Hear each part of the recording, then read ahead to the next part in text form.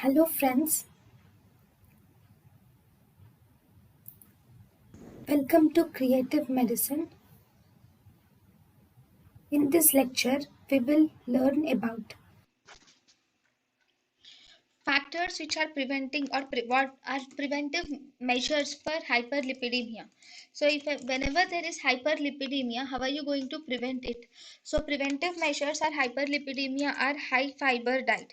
This high fiber diet will actually it is very important, and it reduces the total cholesterol levels, it reduces the LDL cholesterol levels, and it also reduces the risk of coronary heart disease also. So this is one of the important method. Then sterol esters. Taking sterol esters will actually decrease the total cholesterol levels and LDL cholesterol levels. So thus these are recommended in those individuals who have hypercholesterolemia.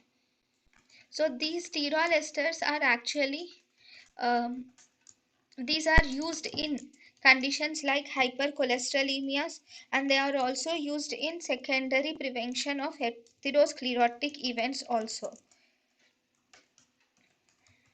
Then these events, actually these drugs like sterol esters,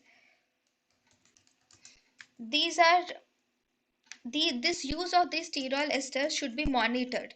So use of this sterol esters have to be monitored because they will decrease the because there is a side effect or adverse effect where they will decrease the vitamin A, or actually they will decrease the beta carotene levels, and they will also decrease the tocopherol alpha tocopherol levels, which is nothing but vitamin E.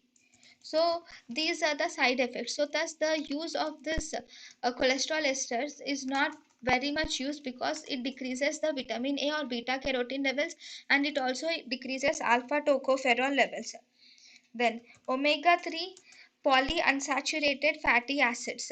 So these omega 3 polyunsaturated fatty acids, these will actually decrease the total mortality, and also it also decreases the sudden death in patients with coronary artery disease. So these omega 3 fatty acids are mainly derived from the marine sources, that is from the fish. These include icosapentaenoic acid, and we also have docosahexaenoic acid. So these are important points. These are the two important types of omega 3 fatty acids.